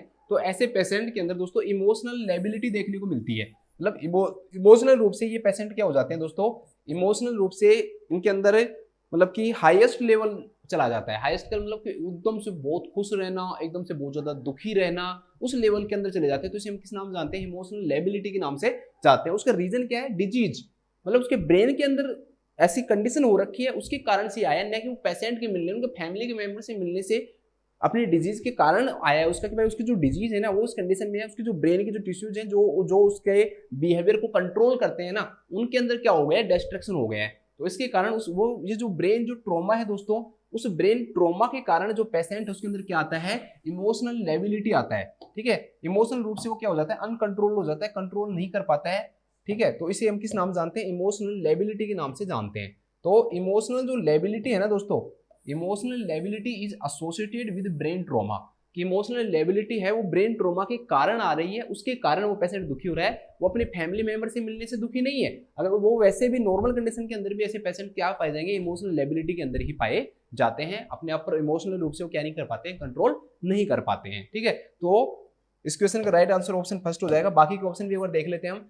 There presence allow the client to express feeling, गलत है। मैंने आपको बताया कि फैमिली मेंबर या कह रहा है कि फैमिली मेंबर के प्रेजेंट होने के कारण जो क्लाइंट है अपनी फीलिंग को एक्सप्रेस करना चाह रहा है, तो ऐसा नहीं है। ब्रेन स्ट्रोक के क्लाइंट जो है दोस्तों, वो अपनी फीलिंग्स को कंट्रोल नहीं कर पाते हैं, चाहे फैमिली मेंबर हो या नहीं हो, चाहे कुछ भी हो। क्यों? क्योंकि उनकी जो डिजीज है, जो ब्रेन के जैसे सेंटर्स हैं जो उनके इमोशंस को कंट्रोल कर पा रहे हैं, वो कंट्रोल नहीं कर पा रहे हैं, जिसके कारण जो इमोशंस हैं उसके कंट्रोल नहीं होते हैं दोस्तों। इस कारण से वो हो रहा है, न कि फैमिली मेंबर के मिलने के कारण। तो ये भी क्या हो जाएगा, गलत ऑप्शन हो जाएगा। The client is depressed, client depress नहीं रहता है, उसको इतना डिजीज का वो है ही नहीं कि भाई उसके कारण वो डिप्रेशन में गया है। क्लाइंट अगर डिप्रेस्ड भी होता है, ज्यादा एंजाइटी में भी रहता है, ज्यादा टीयरफुल भी होता है, तो उसका कारण भी यही है कि उसके जो ब्रेन के जो टिश्यूज है दोस्तों, वो क्या हुए हैं, इंजर्ड हुए हैं, इसलिए वो अपने इमोशंस पे क्या नहीं कर पा रहा, कंट्रोल नहीं कर पा रहा है, न कि ये डिप्रेशन के कारण आया है ऐसा। ठीक है, तो the client is depressed about the loss of functional abilities. ऐसा नहीं है कि भाई क्लाइंट के फंक्शनल एबिलिटीज लॉस हो गई और वो उसके कारण डिप्रेशन में उसने सोच लिया तब वो डिप्रेशन में चला गया, ये इस कारण से नहीं हुआ है। जो भी ब्रेन के सेंटर्स कंट्रोल कर रहे हैं इमोशंस को, उनका क्या हो गया दोस्तों, वो इंजर्ड हो गए हैं, तो वो कंट्रोल नहीं कर पा रहे हैं, तो उसके कारण से वो पेशेंट जो दोस्तों इमोशनल लेबिलिटी में चला जाता है। तो ये भी क्या हो जाएगा, रॉन्ग ऑप्शन हो जाएगा। और चौथा जो ऑप्शन है तो वैसे गलत लिख रखा है, लिख रखा है कि non verbal expressions of the feeling are more accurate than verbal ones, कि मतलब अब बिना बोले जो फीलिंग एक्सप्रेस करते हो ना, वो ज्यादा अच्छी होती है जो कि बोलकर करते हो। तो ये फिल्मों में ये चीज, ये सेंटेंस फिल्मों के हिसाब से सही है, लेकिन जनरल लाइफ में अगर मुझे दुख है, अगर आपको मैं बताऊंगा कि भाई मेरा ये दुख है, ये कारण है, तो वो वर्बल ज्यादा इफेक्टिव होता है as compare to non verbal. तो वर्बल कम्युनिकेशन जो होता है दोस्तों, वर्बल जो एक्सप्रेशन होता है वो ज्यादा क्या होता है, इफेक्टिव होता है। ऐसे नहीं है कि पेशेंट भाई आपको ये इस प्रकार से दिखाना चाह रहा है इमोशंस करके, मैं बोल नहीं रहा हूँ, लेकिन मैं बोल नहीं रहा हूँ, लेकिन मैं देखो आप मुझे मेरी क्या कंडीशन हो गई है, मैं ऐसा हो गया हूँ, ये कारण नहीं है। उसके जो ब्रेन के टिश्यूज इंजर्ड हुए हैं, इसके कारण से उसके जो इमोशंस है वो क्या नहीं हो पा रहे हैं, कंट्रोल नहीं हो पा रहे हैं। इसके कारण से वो पेशेंट जो इमोशनल लेबिलिटी दिखा रहा है, ज्यादा दुख दिखा सकता है, वो ज्यादा एंजाइटी शो कर सकता है, डिप्रेस्ड बिहेवियर शो कर सकता है, ये सब प्रेजेंट हो सकते हैं। उसका कारण डिजीज कंडीशन है, न कि डिप्रेशन में आना है, न कि वो ये शो करना चाहता है कि मैं बोलूंगा नहीं, बिना बोले एक्सप्रेशन ज्यादा अच्छी रहेंगे मेरे फीलिंग के। तो ये भी क्या हो जाएगा दोस्तों, आपका गलत ऑप्शन हो जाएगा।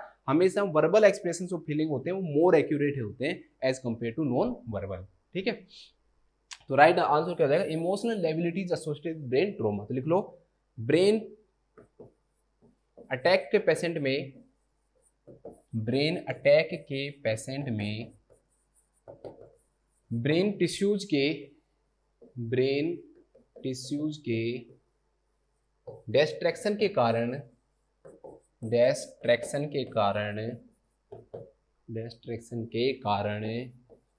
इमोशनल लेबिलिटी पाई जा सकती है, इमोशनल लेबिलिटी पाई जा सकती है।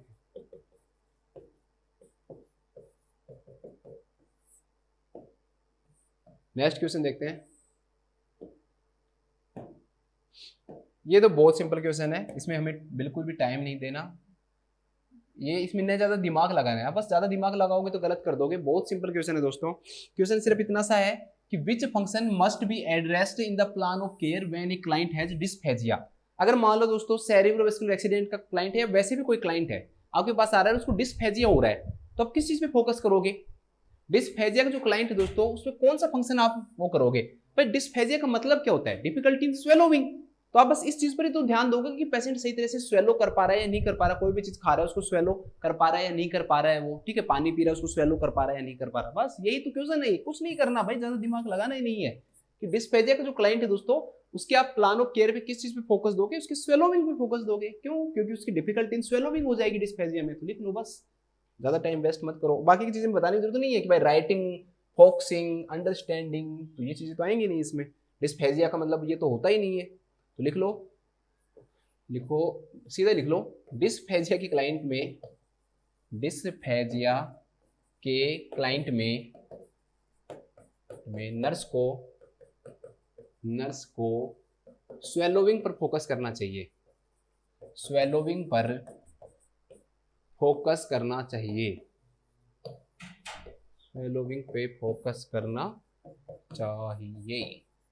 बस खत्म, कोई टाइम वेस्ट नहीं करना इस क्वेश्चन में। नेक्स्ट क्वेश्चन देखो, नेक्स्ट क्वेश्चन क्या है दोस्तों कि एक client with a brain attack has dysarthria. बस वही क्वेश्चन है, ये भी सेम, जैसे डिस्फेजिया वैसा ही क्वेश्चन है, ये भी सेम। ज्यादा टाइम वेस्ट नहीं करेंगे। यहाँ भी हम एक क्लाइंट है दोस्तों, ब्रेन अटैक का क्लाइंट है और उसको क्या हो रहा है, डिसअर्थरिया हो रहा है। मैंने आपको समझाया था डिसअर्थरिया, देखो वहां पे मैंने आपको बताया था जब क्लिनिकल मैनिफेस्टेशन ऑफ स्ट्रोक बताए थे कि डिसअर्थरिया में क्या हो जाता है दोस्तों, क्लाइंट को डिफिकल्टी इन स्पीकिंग आता है, बोल नहीं पाता है वो। क्यों? क्योंकि उसकी जो मसल्स है, स्पीकिंग की जो मसल्स है, आर्टिकुलेशन की जो मसल है, उन मसल्स के अंदर क्या हो जाती है दोस्तों, वीकनिंग हो जाती है, ठीक है, या पैरालाइसिस हो जाता है उन मसल्स के अंदर। तो क्लाइंट क्या नहीं कर पाता, बोल नहीं पाता। उसके दिमाग में थॉट होते हैं, थॉट होने के बाद में वो बोल नहीं पाता है। क्यों? क्योंकि उसकी जो मसल्स हैं जो बोलने के लिए जरूरी होती है वो क्या हो जाती है, कमजोर हो जाती है या पैरालाइसिस हो जाता है। इसे हम किस नाम से जानते हैं दोस्तों, डिसअर्थरिया के नाम से जानते हैं।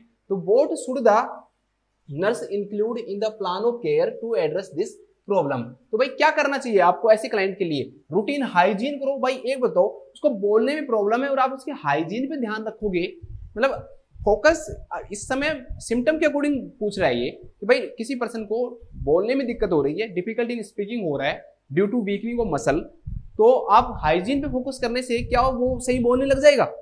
ऐसा तो कभी हो ही नहीं सकता, तो गलत हो जाएगा option. Liquid formula diet, formula diet क्या होती है दोस्तों, कोई भी डाइट है, जैसे कार्बोहाइड्रेट है तो आप उसकी सिंपल फॉर्म ले लो, प्रोटीन है उसकी सिंपल फॉर्म ले लो, फैट है उसकी सबसे सिंपल फॉर्म ले लो। तो ऐसी डाइट को किस नाम जानते हैं, फॉर्मूला डाइट के नाम से जानते हैं। तो फॉर्मूला में लिक्विड फॉर्मूला डाइट, तो फॉर्मूला डाइट ऐसे तो है नहीं कि उसको भाई फॉर्मूला डाइट दोगे, आप सिंपल कार्बोहाइड्रेट दोगे, एमाइनो एसिड्स दे दोगे, आप उसको सिंपल फैटी एसिड दे दोगे तो उससे वो बोलने लग जाएगा, तो वो तो बोलेगा नहीं। तो आप यहाँ पर फोकस करने से कोई फायदा नहीं होगा।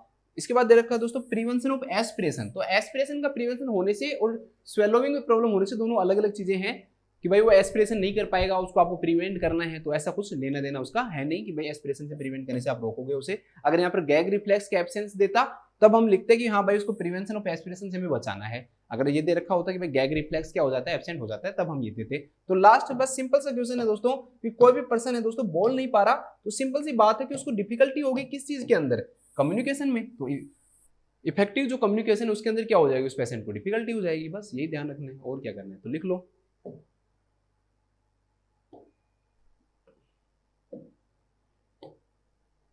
डिसअर्थरिया के क्लाइंट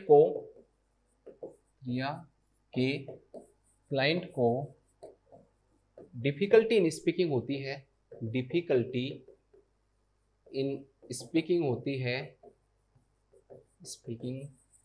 है, इसलिए नर्स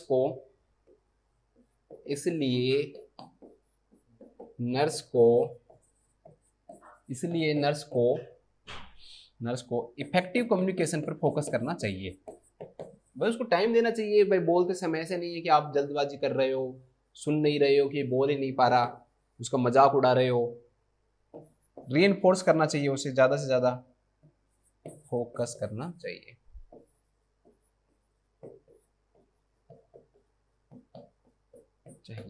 चलो नेक्स्ट क्वेश्चन देखते हैं।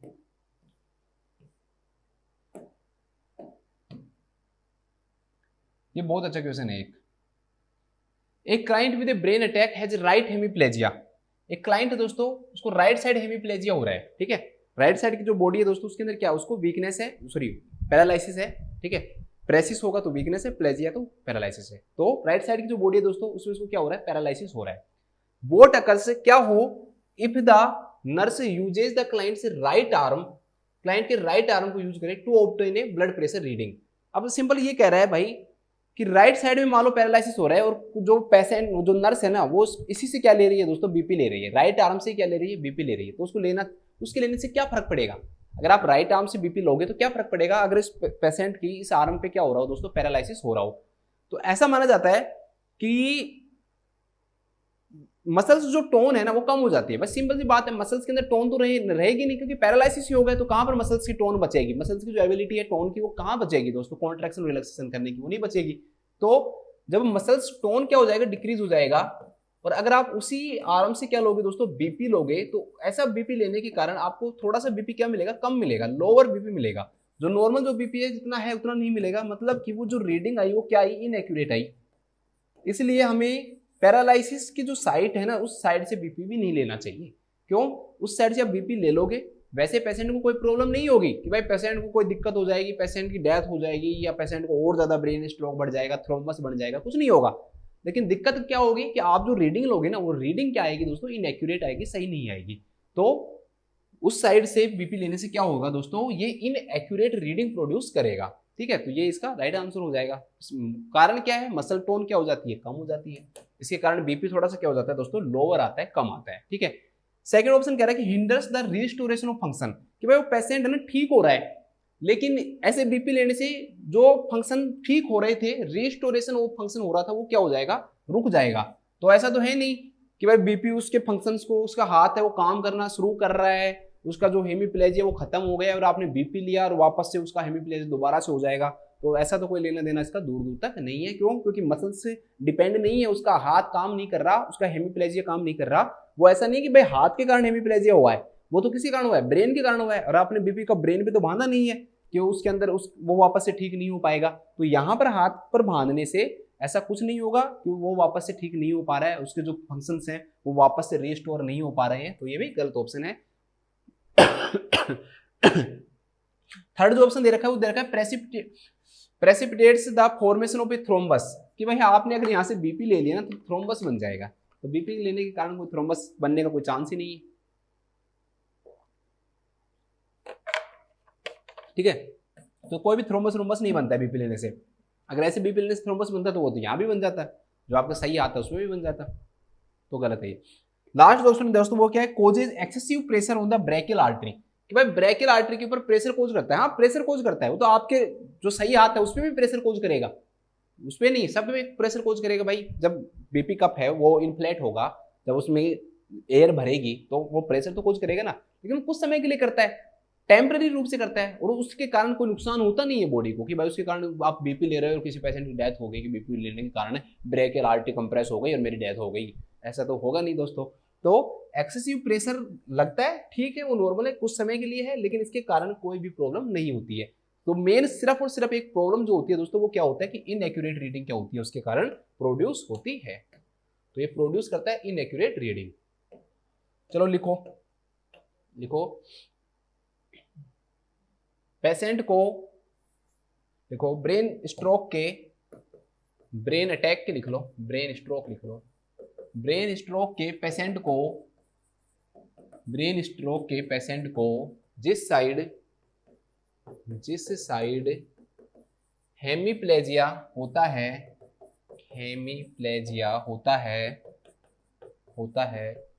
उस साइड बीपी नहीं लेना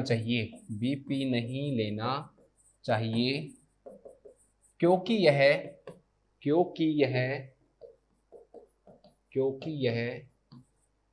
इनएक्यूरेट रीडिंग देगा,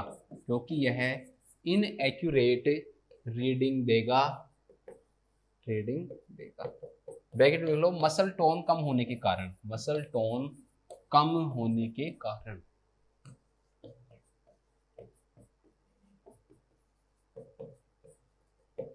कुछ हिंदी में लिखने के कारण कुछ साउथ के बच्चे तो देखते भी नहीं होंगे वीडियो को, क्योंकि वो जब काट कर देखते होंगे बीच में हिंदी आ जाती होगी, वो सोचते होंगे टीचर तो हिंदी में ही पढ़ाता है, बस हिंदी करवा रहा है। नेक्स्ट क्वेश्चन देखो, अच्छा क्वेश्चन है ये भी। पहली लाइन बहुत इंपॉर्टेंट है कि बेड रेस्ट इज ऑर्डर्ड, ध्यान रखना इसको, इंपॉर्टेंट है। बेड रेस्ट ऑर्डर किया गया एक क्लाइंट को दोस्तों, आपने एक क्लाइंट को ऑर्डर किया गया है कि भाई उसको क्या करवाना है, बेड रेस्ट करवाना है। After a client brain attack, उस क्लाइंट को ब्रेन अटैक हुआ है जिसके कारण उसको क्या हुआ है, हेमीप्लेजिया हुआ है। ठीक है, हेमीप्लेजिया हो गया, उसको हाफ बॉडी जो उसकी पैरालिसिस हो गई है। Which exercises should the nurse incorporate into the client's plan of care 24 hours after the brain attack. तो ऐसे क्लाइंट के लिए जिसके लिए ब्रेन रेस्ट ऑर्डर किया गया है, क्योंकि उस क्लाइंट को क्या हुआ है दोस्तों, उसको हेमीप्लेजिया हो गया है, तो आप इनमें से कौन सी एक्सरसाइजेज करवाओगे। सिंपल सी बात, सिंपल सा एक कंसेप्ट बना लो। पहला सेंटेंस दे रखा है बेड रेस्ट, मतलब क्लाइंट को आपको एनर्जी यूज नहीं करवानी है। क्यों? क्लाइंट को एनर्जी यूज कराए तो फिर उसको रेस्ट कहाँ मिला। तो एक्टिव जो एक्सरसाइजेज है ना वो कोई सी भी नहीं करवाएंगे।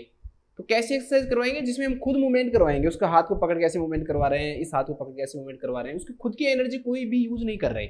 इस प्रकार की एक्सरसाइजेज को हम पैसिव एक्सरसाइजेज बोलते हैं।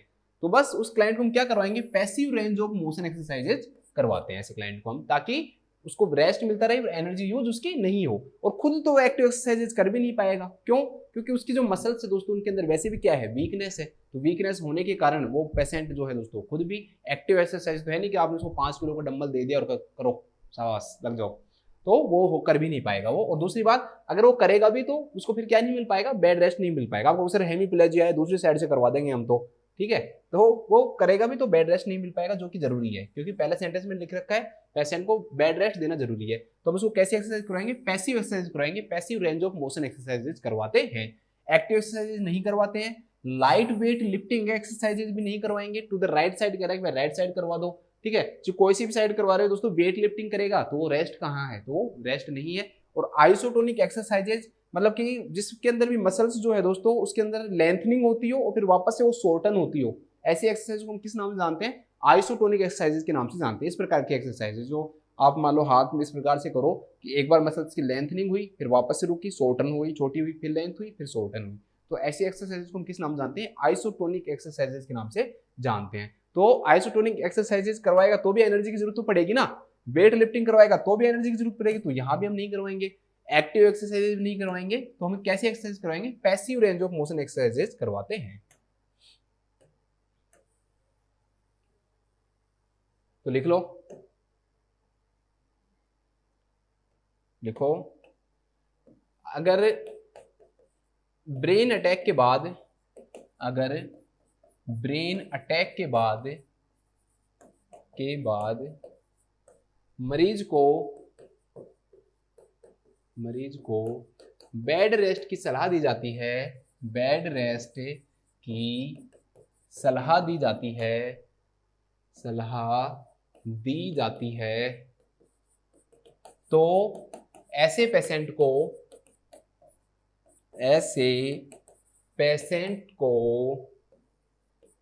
पैसिव रेंज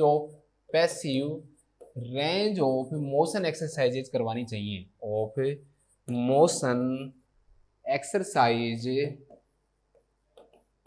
करवानी चाहिए।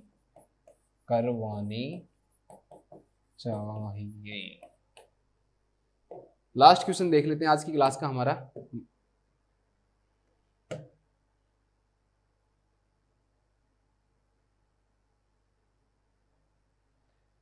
बहुत अच्छा क्वेश्चन नहीं है ना, सेलेक्ट ऑल द अप्लाई वाला है, मतलब एक से ज्यादा ऑप्शन इसके अंदर करेक्ट होंगे।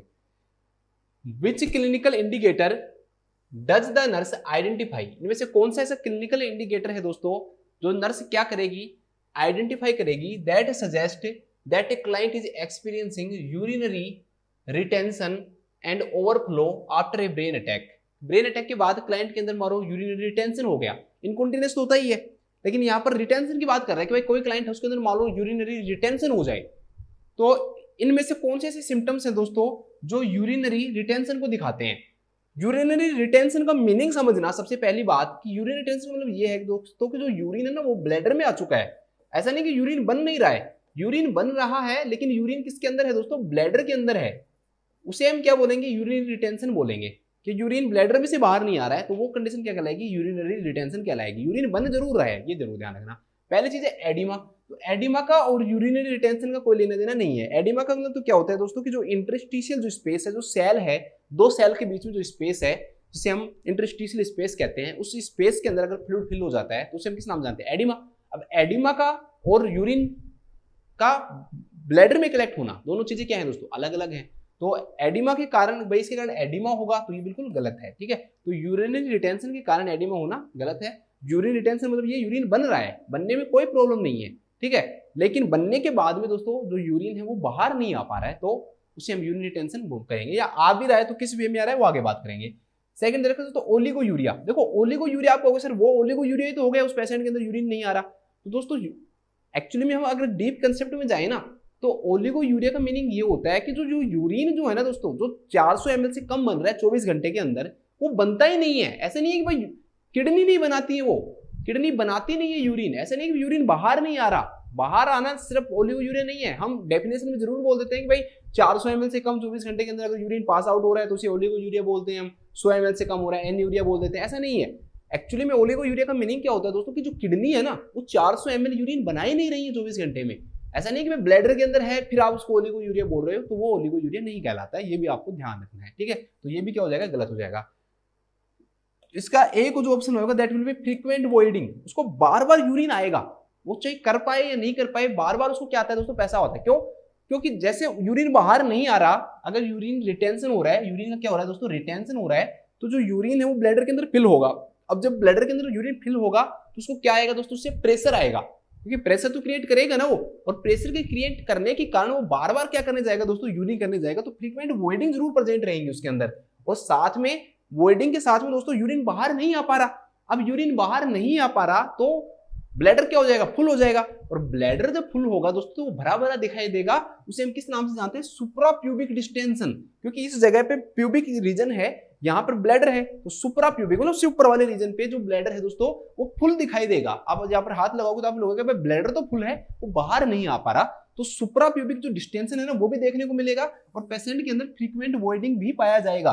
कई बार पेशेंट जो है वो यूरिन करके भी आएगा, लेकिन बिल्कुल स्मॉल अमाउंट के अंदर यूरिन करता है, वो ना के बराबर यूरिन कर भी सकता है, ठीक है, लेकिन वापस से फिर वो यूरिन नहीं करता, थोड़ा थोड़ा बार बार जाएगा, नहीं कर पाता है, क्या तो कर नहीं पाएगा, या करेगा बिल्कुल स्मॉल अमाउंट में, ड्रॉपिंग में करता है, कुछ ड्रॉप्स 2-4 ड्रॉप्स कर दी, ठीक है। तो क्यों, क्योंकि उसके अंदर यूरिन का क्या हो रहा है, रिटेंशन हो रहा है, यूरिन बाहर नहीं निकाल पा रहा है वो, तो फ्रीक्वेंट वॉइडिंग प्रेजेंट हो सकता है, सुप्राप्यूबिक डिस्टेंशन हो सकता है, एडिमा नहीं हो सकता, ओलिगोयूरिन नहीं हो सकता, कंटिन्यूअल इनकॉन्टिनेंस। कंटिन्यूअल इनकॉन्टिनेंस नहीं रहेगा कि भाई यूरिन बाहर ही जब निकल रहा है तो फिर रिटेंशन कहां से हुआ। कंटिन्यूअल इनकॉन्टिनेंस का मतलब तो क्या कह रहा है, ये कंटिन्यू रूप से यूरिन बाहर आ रहा है, उसके कंट्रोल में नहीं है। हाँ ये प्रेजेंट होता है, लेकिन यहाँ पर ये सिम्टम कौन सा पूछ रहा है, यूरिन रिटेंशन का पूछ रहा है ना कि इनकॉन्टिनेंस का। तो कंटिन्यूअल इनकॉन्टिनेंस और रिटेंशन दोनों ऑपोजिट चीजें हैं, एक में यूरिन रुक रहा है, एक में रुक ही नहीं रहा है। तो वो जो चीज रुक नहीं रहा है दोस्तों वो है इनकॉन्टिनेंस, और रुक रहा है जो क्या है, रिटेंशन। तो रिटेंशन के अंदर दो चीजें प्रेजेंट रहेंगी, फ्रीक्वेंट वॉइडिंग रहेगा और साथ में क्या रहेगा, सुप्राप्यूबिक डिस्टेंशन रहेगा।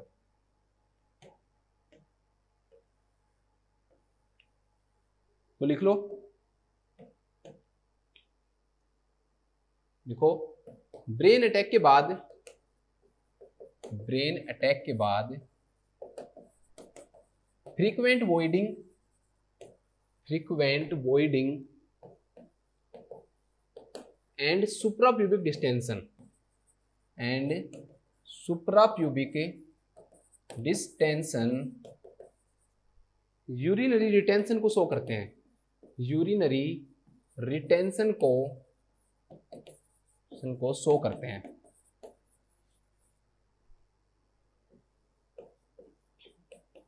शो करते हैं, चलो वापस एक बार रिवाइज करवा देता हूं।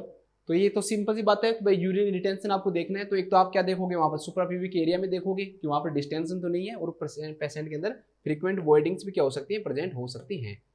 नेक्स्ट दोस्तों, कोई भी पेशेंट बेड रेस्ट का है और आपको उसको एक्सरसाइज करवानी है, तो कौन सी एक्सरसाइज करवाओगे, passive range of motion exercises आप उसको करवाते हो, ठीक है।